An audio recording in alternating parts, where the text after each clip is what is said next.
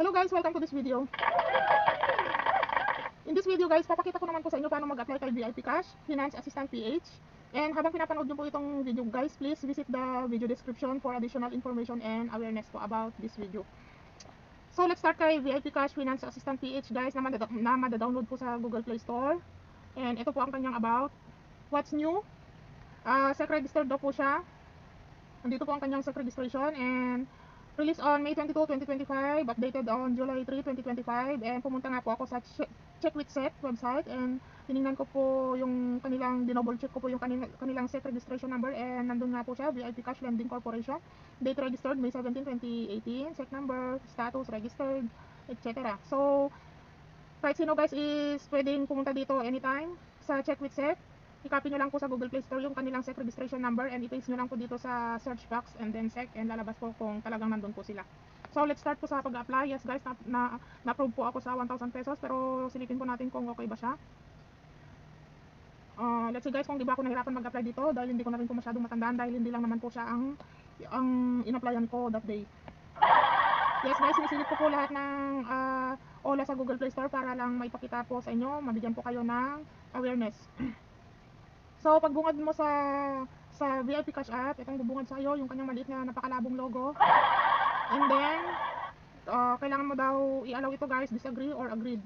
SMS, camera, photos, location, app usage, advertising, device data, etc. So, muli guys, pinapaalala ko guys na dapat yung mga gagamitin yung cellphone sa pag-a-apply sa mga wala-wala guys dahil lalo na kung hindi pa kayo sigurado kung legit ba sila or what, nagko-collect lang ng personal information. So, mas maganda pa rin na nag-iingat guys. Kailangan malinis po ang inyong cellphone, nakaayos po yung security settings sa phone settings nyo po, malinis ang inyong phone book, malinis ang inyong gallery, album, wala kayong mga nakasave na importanteng bagay dyan guys.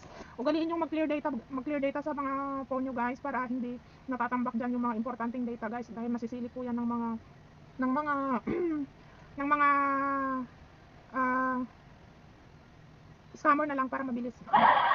Ito na, good to see you, fast loan, safe and reliable, helping you easily solve financial problems.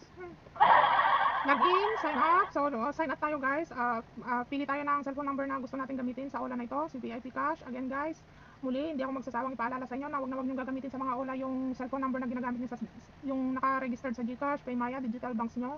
Ganun din sa email guys. Wag i-separate nyo po yung mga gagamitin yung cellphone number sa mga OLA guys and email address. Then, after mong magbigay ng cellphone number guys, wait ka na sa OTP.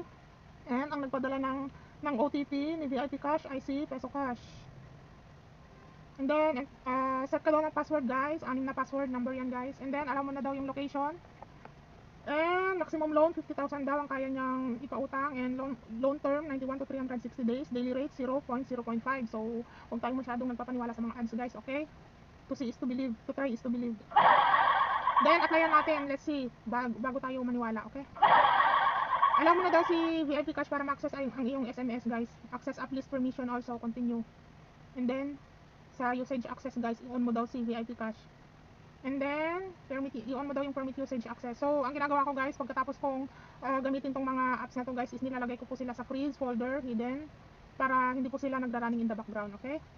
Huwag nyo silang pabayaan na nandyan lang sa, ano nyo guys, app drawer. So, ID verification, picturean mo na daw yung ID mo guys, pili ka ng ID. Ang ID na tinatanggap niya is UMID, passport, driving license, SSS, PRC, postal ID, national ID, electronic, GSIS, PhilHealth. So, yun lang guys ang ID na tinatanggap niya. Then, apply. Pwede mong kuhanan sa camera yung ID mo or pwede mong i-upload from your album guys, yung iyong ID, picture ID. Allow VIP Cash to take pictures and record video. Allow lang ng allow guys, as long na malinis yung inyong cellphone gadget.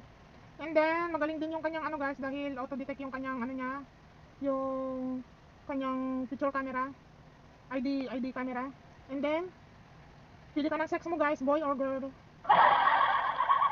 And then ito na, marital status guys. Pagkatapos sa ID, dito ka na sa complete your profile, marital status, educational background, residential ownership, number of credit cards. So, kahit wala akong credit cards, 1 ang binigay ko. Job type, business owner ako, residential address, detailed address, email address, magbigay ako ng email address. So, dito guys, kung halimbawa magkamali kayo sa mga nilalagay nyo sa pag-fill up guys, pwede naman kayong bumalik at i-edit nyo yan guys. And then, contact information na guys. Ang ilan bang hinihingi niyang contact information? Tatlo lang guys. Tatlo lang yung hinihingi niyang contact information reference. Tatlo. And then, face recognition na guys, magsa-selfie ka na. Yes. And then, pili ka na guys ng ano, ng withdrawal account mo, e-wallet or bank. Siyempre ako, as always, pag may bank option, bank po ang pinipili ko kasi mas feel secured po ako sa bank. Kaya lang po dito, yung bank niya po is nanghingi siya ng registered number. So, e-wallet po ang pinili ko dito. Excuse me po. So, dito guys is, ano, sa bank card guys is, humihingi siya ng bank registered phone number. Kaya, e-wallet po ako ngayon. Sa e-wallet po ako ngayon dahil ayoko pong ipamigay yung cellphone number na naka-registered sa bank ko. Yes. As long na bank name lang ang hinihingi at account number, okay po ako sa bank. Pero pag hinihingi na po yung bank registered phone number, no way. Yes po. Buti kung Civilis yan. Okay lang kung Civilis or home credit po. Okay? Ingat-ingat po sa pag-share ng mga personal information po sa mga wala-wala guys, okay? Lalo na kung hindi pa kayo sigurado kung legit ba sila or nangungulekta lang ng personal information. So dito po is Gcash po ang pinili ko. And hindi ko na po i-disclose kung anong araw ko po ito in-applyan for my security na rin po. And then approve nga po sa 1,000 pesos. Kung i-avail ko po yung 1,000 pesos, ang matatanggap ko na lang po is 670. Ang service fee po niya is 330. Ang babayaran ko po halimbawa ay 1,076. Ito po yung kanyang breakdown. 157 days daw, 6 installment. 6 installments. Ito na guys yung kanyang installment. 7 days lang kailangan kong sa July 31, kailangan kong ibalik ang 1,076.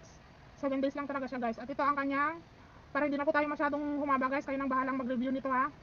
Second term, third, 3 term, 4 term, 5 term, 6 term, piso. So that's all guys, malinis na. Ang marireceive ko lang guys is 670, ang ibabawas ay 330, ang ibabalik ko is 1,076. Yan po ay si VIP cash. So that's all guys.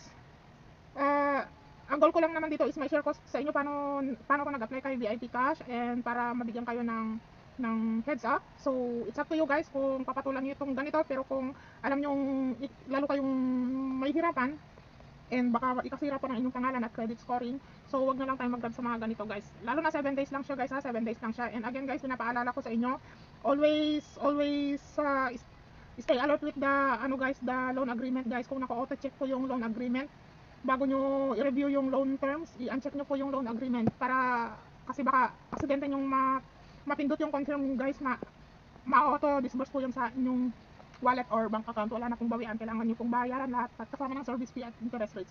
Kaya konting ingat-ingat guys, okay, sa pag loan review, lagi kayong unang yung titingnan guys is yung loan agreement. Kung naka-uncheck po siya, i-uncheck nyo lagi yan, okay guys, dahil pag naka-check po yan at aksidente yung napindot yung confirm, madi-disburse na po yan sa account nyo, no cancellation po. Okay, hanggang dito na lang guys, para hindi na naman tayo masyadong humaba, hindi ko na naman masyadong sayang ang oras nyo. So I hope na itong video na to is nakatulong kahit paano. See you on my next videos guys. Ingat-ingat po ha. Ingat-ingat po sa bagyo at sa mga ola. Yes.